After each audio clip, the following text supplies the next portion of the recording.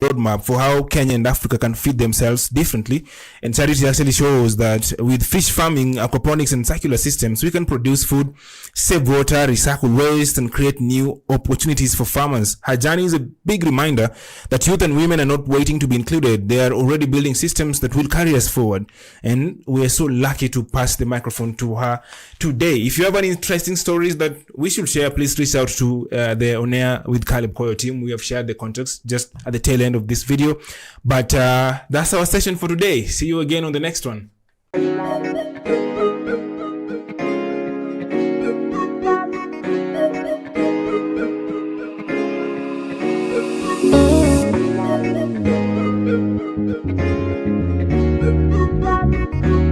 K-Fizo on the beat.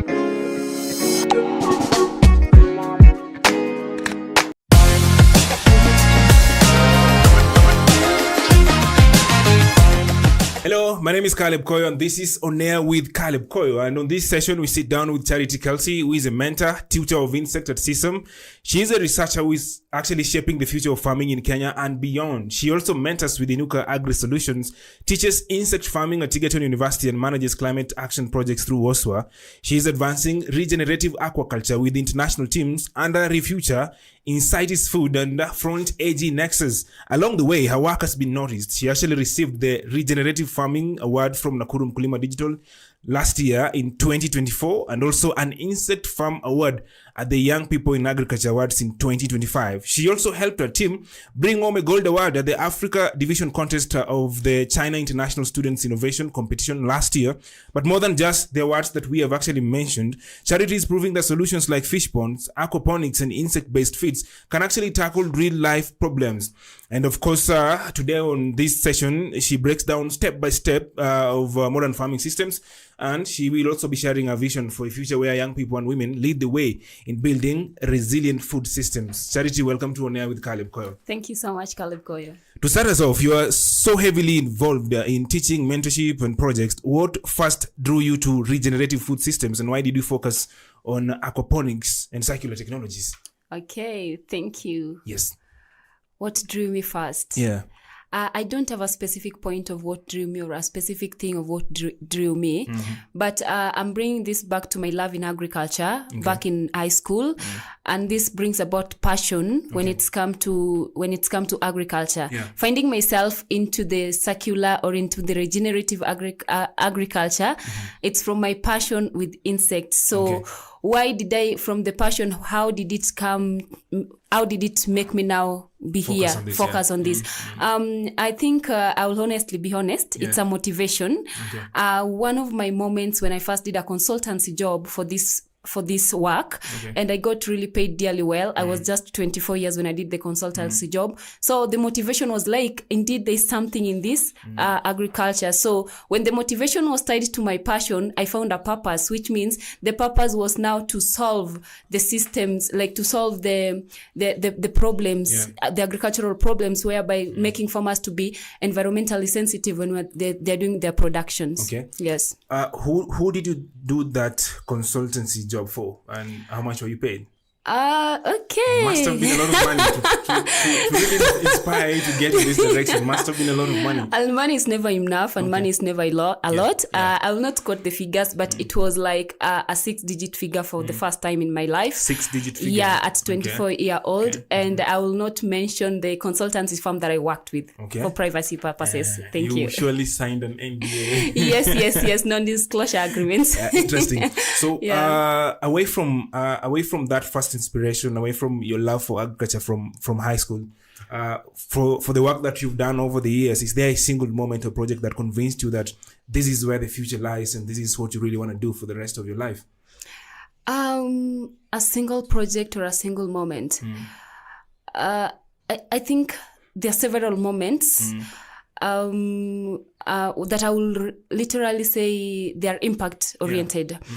When I saw, sorry, I want to bring my ethnicity here. When I saw the impact that I was being created by now creating jobs for young people, so I really saw that this is something that is workable, something that could be done. So and then working with projects like Refuture, Nakuru Living Lab in cities, CSAM and Koyo really made me realize indeed there is a future when it's come to regenerative agriculture. Yes. What exactly do you do with CSAM? I am a tutor on insect farming, and I'm also a student of a project that is under CSAM called Insighties. Yes. Okay. So your day-to-day responsibilities away from being a student is teaching other students or rather youth who are passionate about insects. Yes. Teaching them about entomophagy. Yes. Entomophagy from your LinkedIn is the act of eating insects directly or indirectly. Yes. How does that even work? Directly eating insects or indirectly? So delicious. Insects are very delicious. Like crickets. When you say directly or indirectly here, we talk about like edible insect crickets, which you can eat directly as food, and indirectly as feed, whereby they get into the value chain and you still eat them. Maybe like the black soldier fly, you eat it indirectly when you feed it to the fish or when you feed it to the chicken. Okay. Yes. Interesting. You also talked about Nakuru Living Lab and you touched on Koyo a little bit as well. What do you do? Or what have you done in the past with Nakuru Living Lab? With Nakuru Living Lab, we are in Nakuru Living Lab as an innovation case. An innovation case working on insect farming. I'll say, but our insect of choice is black soldier fly. So I am there. We are there in Nakuru Living Lab as an innovation case. But at Koyo, our story began at Koyo as an innovation case that was supported by Nakuru Living Lab. And working with Koyo was a great moment of my life, whereby we came to understand the business aspect of our innovation. Yes. Okay. What are some of those business lessons that you learned at Koyo? Just a few of them. I came to realize, one of the slogans that I've always tell people, sometimes you can be busy and you're not in business. So it's the slogan that I learned from Koyo. You can be busy, but you're not in business. You're not making money. So at that moment, I came to learn about business models. Currently, I can do my pitch decks. Currently, I can do very good business canvases. That is through the incubation at Koyo. Okay. Yes. Interesting. Let's go back to these awards that I touched on the intro to this session. The Nakuru Mkulima Digital Award. Yes. Let's talk about that. What were they looking for? How competitive was the process? And what does this actually mean for you now? Does it now stamp you, your name to where it should be? Okay, thank you. When we began this podcast, I was telling you that awards are rewards. Yeah. And rewards, they're given maybe on a competitive basis or a recognition. I think of all the awards that are listed, the Nakuru Mkulima Digital Awards is one of the ones that really create a lot of impact in me because it was not a competitive award. It was a recognition award. And this came from my farmers to me. Okay. Yeah, it is a symbol that my farmers recognize the impact that I'm creating down there. And they nominated for this. So it was not competitive. It was a nomination from my farmers that made me got the award. Okay. It's just a genuine appreciation of the impact that they have from, Yes. And that is what really fueled my passion for this even more. Okay. I was like, okay, if somebody outside there is very grateful of what I'm doing, why don't I keep doing what I'm doing and even advance more? Yes. How about the one you helped your team bring home, the China International Students Innovation Competition? That is our latest award. We also got some cash from there, but I'm not going to disclose how many. You can find it in the website. You really have to mention these figures. You really have to mention these figures. No, I'm not going to mention. Money is never enough, and it's never a lot. Okay. The China award was on tomato grafting, which is also a smart technology when it's come to agriculture, a regenerative technology too. Yes. Okay. Yeah. Congratulations. Thank you so much. You and your team. Thank you so much. And we hope next time you really give us the figures. It's all right. So in plain terms, how will you explain regenerative aquaculture to a smallholder farmer in Nakuru? And what does this actually look like on the ground? Like most basic terms. The basic term of regenerative aquaculture or regenerative agriculture, it's about the environmental sensitivity in it. Okay. When you are doing production, whether it with your fish in your aquaculture or in your farms, agriculture, crop agriculture, you need to be very environmentally sensitive. Okay. Because already we are living in a planet that our environment is deteriorated. So how are you going to contribute to heal this environment? So in simple terms, is doing your production in an environmentally sensitive way. Yes. So that is what makes the difference from other fish farming models or other farming models. Of course, yes, yeah. The difference is the environmental aspect of it. I will say humanity or human beings, like Wangari Maathai always says that, you know, the planet, it's our ecosystem, and we are just part of this ecosystem. Okay. But over a period of time, humanity, I always say they have been so selfish about themselves. They do the production, as long as they get what they want, they don't care about the environment. But now here come regenerative aquaculture or agriculture that reminds you need to be sensitive about your environment. Okay. Yes. Interesting. Now, we are already sensitive about our environment and we really want to take care of it. For our audience who may be farmers or want to really go into aquaculture, what is the step-by-step basics of fish farming really? Okay. Fish farming, to begin with, I know fish farming, when you talk about fish, is a rearing of fish. Now, this is now not really domesticating, but they're under a care of somebody, unlike the capture fisheries where they're out in the water bodies, right? So when you talk about fish farming, I want us to understand, to come a step by step. To me, a step by step is starting to look into fish farming as a business. Because you find that fish farming or aquaculture per se was introduced as a sport thing with the colonial people, and this diverted the attention of thinking that people can make profit from it. So after thinking that it is a business, a step by step, so you decide. From business, you know, you have now like the capital. What capital do I have to start this fish farming, right? Now, this is going to bring you to your scale of production. Are you going to do, are you going to be a small scale farmer or a large scale farmer? And also this is going to bring you to the systems of production. Do you want an extensive or an intensive system? But I will talk about a farmer in Nakuru County who, of course, we've interacted with. Majority of them are always having the fish ponds. And currently the technologies that we are bringing out, disseminating the aquaponics system. So if you want to start a fish farm, or that is maybe the fish ponds, the basic things you really need to understand are the site selection. That is number one thing, the site selection. And there are various factors that you really need to consider, like the temperatures, the water, then the environmental factors, and also we also have the human factors, like the labor, the market, such like things. So when you all put these things into considerations, that is when now you go now into actually starting now to get the pond, to build the pond. And it is a long thing, a long process. Let me cut it short. For you to have a good pond, all you need to know that a good pond needs a dike, a good pond needs a board, and a good pond needs to be a slope, whereby we have a shallow end and a deep end, and a good pond need to have an outlet and an inlet. Yes.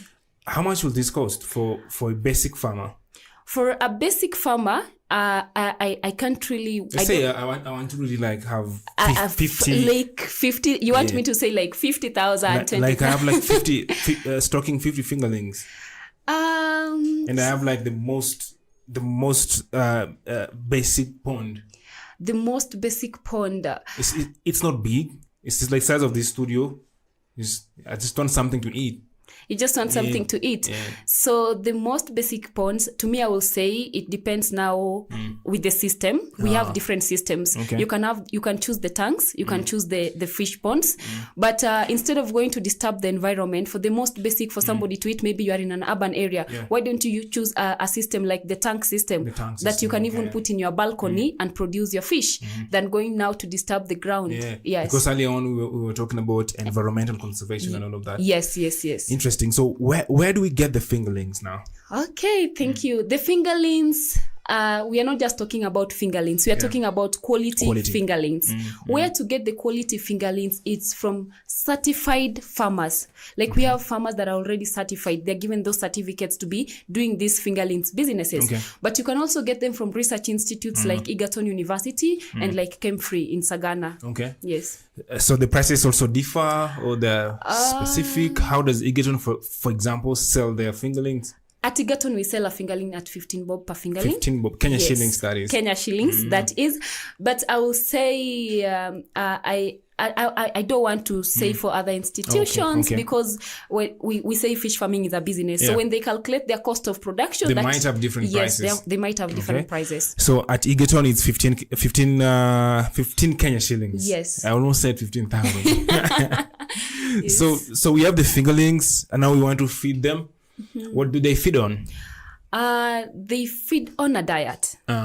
A fish diet. They also have a diet. Yes. Fish are living things. They feed on a diet.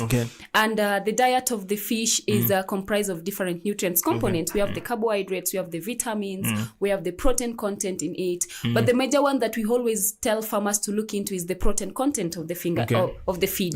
Because different stages of the fish require different protein content for development. For example, for the starter, for the fingerlings, we feed them on something called starter feed. Starter feed, it's more of current. It's like a Nutri-Zero. It's like it's powdery.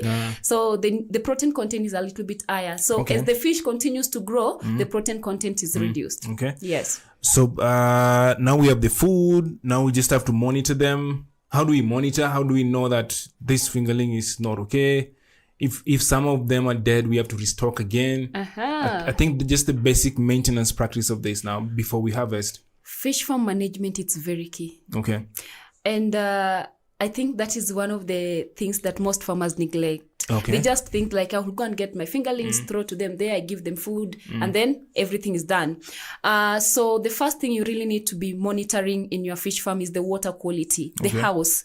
If the house, like the water is the house of the fish. So if the water quality is not right, the fish could die, or the fish could die. The mortality rate could be high. So you need to be monitoring the water quality parameters. What are the feeding? Are you overfeeding or are you underfeeding? Because the feeding, when feeding the fish, you need to feed it at least maybe 5% of its body weight. So how are you feeding? Like something like that. Yes. Interesting. And you also need to be recording the mortalities. Yes. What do you mean recording mortality? Oh, that brings a very important point when it's come to looking aquaculture as a business. Data recording. Recording mortalities is like the deaths of fish. You walking in the morning, how many fish died, how many fingerlings died, you need to know. So at the end of the day, if I stocked 200 fish and I have collected 50 mortalities, which means I have 150 150 fingerlings or 150 fish. So this one is going to return you to calculate your feeding ratios. This helps you to calculate your feeding ratios again. Yes. Interesting. What is the most, or what are the most common mistakes new farmers make? Away from not looking at this as a business, what are some of the mistakes that we make now? The common thing that most busy farmers make, I will say, I think they think they venture into fish farming is a hobby. Not looking into it as a business, which is a good thing, not a bad thing. How is it a good thing? How is it a good thing? Yeah, they're just people, fish, they have that aesthetic value. You just want to see fish and you feel nice. It's just cool to have just a fish cool, pond. but with them it's a hobby because they are venturing into it thinking that they will make profit or get the nutrition aspect of it, but they don't take the farm management. So to me, the basic is overseeing. Not seeing fish farming as a business. And then another thing that I really want to emphasize on is about data recording. Most farmers does not know when did I stock, the stocking date, the quantity of stock. They just go and get their fish, they stock it there. So at the end of the day, so they think they're having fish. When they're doing their harvesting, there's no fish. There's no fish. Yes. So I think that is very, very key. Data recording monitor. Is very key. Fish farm management is also very key. I think if you manage to do all these processes very well, then definitely you'll be looking at this production as a business, because of the time and money you have invested in it. So let's now talk about aquaponics. This actually promises huge water savings and circular nutrient use. In your view, are those gains realistic for small and medium farmers in Kenya, or they just are okay for urban tech-enabled projects? I'll say they're very. They're very realistic. Yeah, they're very realistic. But to the question, I love that question because it always rises. Is aquaponics a realistic innovation? It's very realistic. What I know with aquaponics, the initial cost of installation is what is a little bit high. Okay. But here we always ask farmers to always be innovative, because when we talk about aquaponics here, we are talking about integrating of fish and vegetables in a system. Yes. So what do you mean we should be innovative? How should we be innovative with this to really spend less in doing this setup? Being innovative is using locally available materials. Yes. Okay. Yes. For example, I've just told you aquaponics is the integration of vegetables and fish, right? Which means you need a grower bed, and you also need a fish tank. You can innovate a fish tank. You can innovate a fish tank, maybe a rest fish tank, maybe with some timbers, and then you can also innovate a grower bed, maybe with a timber, and use available substrate like the pumice around. Yes. So that explains a simple aquaponic setup then. Yes, a simple aquaponic setup you just need where, like, you need your fish tank where the fish are, the beds. The beds, and you also need you need the beds that are the growers bed where the vegetables are. So in this growers bed, there's something, the substrate, which are largely the pumice. They also act as a biofilm for the bacteria that converts the good ammonia into good nitrates that are good for the plants. Yes. How about water cycling? It's cycling. Cycling, okay. Yeah, from there you also need a sump whereby the water gets from the beds, the water gets into the sump and then back to the fish tank. Yes. How long does this process take before it's ready for both the fish and the crops that you now have? This cycling, maybe. The cycling of water. The cycling of water, I don't really think there's time. It's a continuous thing. Okay. The water gets from the tank, it gets to the plants, the nutrients get absorbed, and then to the sump, and then water gets back. It's a continuous thing. Along this process, is there anywhere we need energy? Yes. Okay. Yes, we need energy. For example, for the pump, for the aeration of the water, the pumps need energy. So the best thing we always tell our farmers is to use the green energy, the solar energy. Yes. So that actually ensures that you people design systems that reduce energy dependency. Yes. Because sometimes there's no electricity and all of that. Yes. But also it's climate smart at the same time. So that is making a lot of sense. So from this conversation, are there any working examples from Nakuru Living Lab or Insightis? I don't know if I'm pronouncing it right again. Are there any working examples that you'd love to talk about? Yes. These projects are here to help the people. They are not meant to be within the university.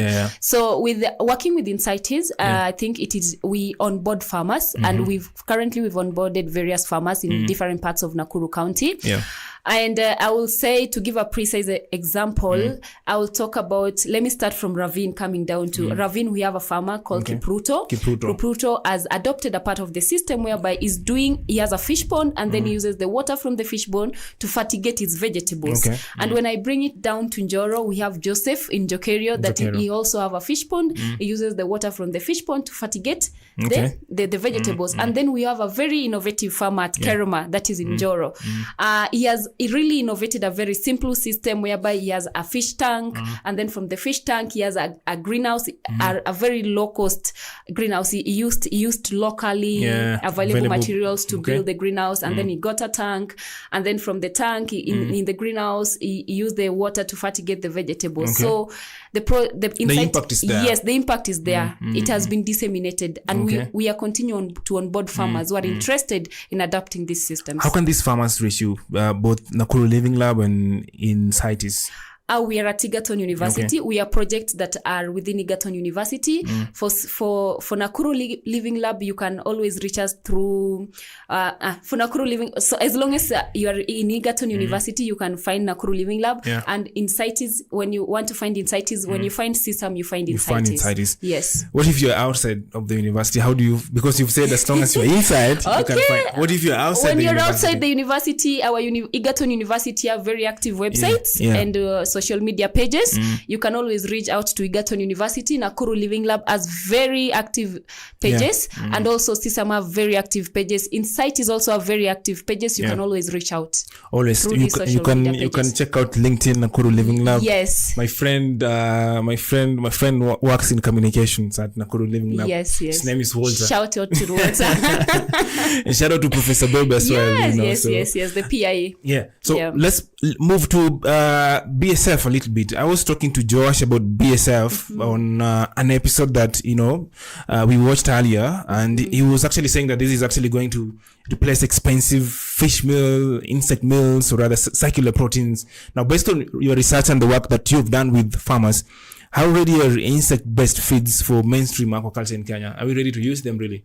Wow. When you talk about BSF, you talk about Charity. Yeah. When you talk about BSF, you talk about me, because it's all about alternative sources of protein. Yeah. And to answer your question, Koyo, I think it is very ready. Yeah. It is very ready when it's come to the nutritional aspect of it.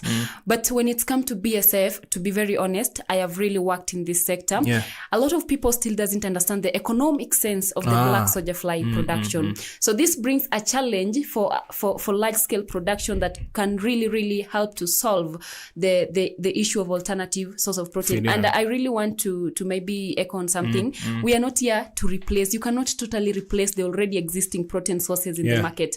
What we are really aiming to with these alternative sources of proteins, we are aiming to reduce. To reduce the usage, because if, for example, if they were using 100% or 90%, if we introduce these alternative sources of protein, they are going to reduce to use these proteins with maybe even 20% or 80%. It's not completely replacing. Yes, replacement is reducing. It's reducing. Okay. Yes. Now, you're so passionate about BSF. Yes. Is this are your farmers as passionate about it, and why do you think they are or they're not? My farmers are very passionate. My farmers in Nakuru, shout out to Greencom, they're very passionate about this, because when you talk about black soldier fly, you are not only talking about alternative source of protein or an organic fertilizer, you are talking about organic waste management, and they're very passionate about it, because they're also conserving the environment. Yes. This all goes back to research. When I was talking to Joash, one of the conversations that really stuck out was that farmers are not really benefiting from this research, that you professionals, you researchers, go to them, pick the information, pick their problems, do the research, but you don't take back the findings to them. Why is this still happening? It's okay. Koyo, I love that comment. Sometimes, men love soccer. And I love how they always cheer up the soccer. Men love Arsenal. But sometimes some of them have the left foot. What I mean with the left foot, they can't kick the ball. But some of them are good players. When they get to the field, that is when they really know that kumbe the players are really having hard time. Okay. I used to reason that way until I became a researcher. What I came to realize about research, they are people, they are players when it's come to research. They are researchers. They are people, or they are vehicles that need to derive this research back to the people. So everybody has their own area of jurisdiction. Who is supposed to take back this to the people? If not, that is very nice.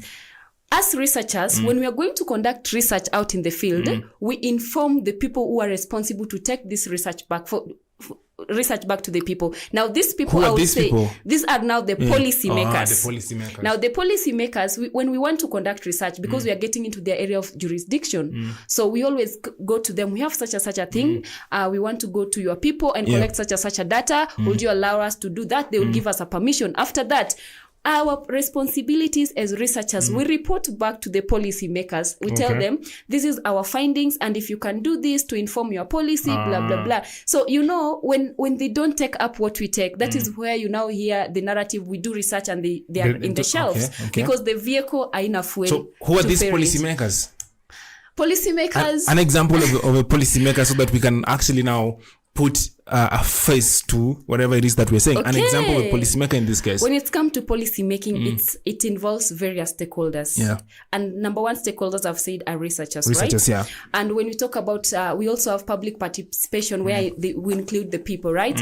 And now we have policymakers, that people who made this research to policies now. Okay. These are the parliament houses. It could be at the county level or at the national level. So they are the people, if their vehicles are fueled, this research can reach to the people. Yes. They can take it back. So Yes. we are looking at county governments, Yes. national governments. Yes. You are based in Nakuru right now. Do you Yes. think Nakuru County government is taking this research back to the community? Very well. I think I have participated in forums in currently in Nakuru County when it's come to, for example, waste management regulations that is currently still going on in Nakuru County. Yeah. And I will give a shout out to Nakuru County government. They're really doing a very good job of taking back this research, involving stakeholders to come up with good policies that fits the people. Is it possible for because I know researchers like you, as passionate as you are, you really want this thing to really get back to the people. Is it possible, just for the sake of this information being so important and we really want to help our communities, is it possible to bypass them and just say, okay, this is for my people from Joro, let me take this to them? Or now we're talking about the expense of scaling this and all? Okay, it is, I will say it's very possible, but another thing, it's not good to surpass somebody's area of jurisdiction. Okay. But it is very possible with a new concept that currently is coming up called the living labs. Okay. The living labs involve stakeholders from the initial stages. And here the stakeholders, we have the thinkers, we have the doers, and we have the enablers. Okay. Now, the thinkers are now here are like the researchers, the research institutes like Egerton University as. And then we have the enablers now, who are the policy makers. Another enablers are the bank, the financial institutions, because some of these things needs money. Yeah. And then now the doers are now the people, maybe the farmers. So I think it's also good when it's come to different approach, different concept of the living labs. Okay. That can also help this to go back to the people. Interesting. Yes. So it's very possible. It's very possible, but it's not bypassing people. Not bypassing it's people. by a collective approach, like the living labs, so that we, from the initial stages, we understand that this thing we are doing our part as the researchers. Okay. You need to do your part as the policy makers, and also the people to do their part. Okay. Yes. Interesting. You've also worked with a lot of partners through Front AG Nexus. And this is just exchanges most of the time, I really want to believe. What is one of these practices or tech from Mediterranean that you think is most adaptable to Kenyan context, and why? Okay. The tech, what I think it's more adaptable of in Kenya. To me, I think I will honestly tell you my experience in Jordan. I visited Jordan sometimes back. Yeah. And my experience there was so amazing. I think what Kenya can take from this thing, from to this me, I won't really say a specific tech innovation from their area. But one thing I came to realize about those people, the Mediterranean people, they have understand their environment, and all their innovations are they try to make the innovations fit their environment. For example, it's more of a harsh condition. It's very hot. So you'll find they thrive in what thrives best. For example, when I visited NAC is like Isipe in Jordan. They focus mostly on, for example, they do very good dates. I ate very quality dates there. So you see the dates do so well in their area. So they focus in the environment. So they focus in maximizing the production of quality dates rather than chasing other thing. So I think what I borrowed from there, you really need to understand your environment and comes up with innovations that fit your environment. Okay. Yes. It really like stops you from, I could say, wasting a lot of time on other things that maybe will not really work in your. I think that's a very specific way to reason, and it can really solve a lot, help a lot of people to I think that is the one thing that we can learn from such international partners, to be specific and, just do research, find out what really works for you and do it. Yeah. You're also a mentor at Inuka and Woswa. I really want to know what you people do there, Before we finish, we really have to talk about your work with Inuka and Woswa. Okay. Yeah. I'll start maybe saying what Inuka is and Woswa is. Yes. Inuka is a social enterprise that is located in Joro. We are focusing on sustainable agricultural practices, and our current focus is in agri-tech. Okay. Our another focus currently is in the fodder value chain. We are also focusing on youth and women empowerment. Yeah. So that's bringing up the mentorship aspect. So with Inuka, I work as a a mentor, whereby currently I am doing a mentorship session with a group of young people from various TVETs and universities, whereby it started with an hackathon, an agri-tech hackathon, hackathon, and we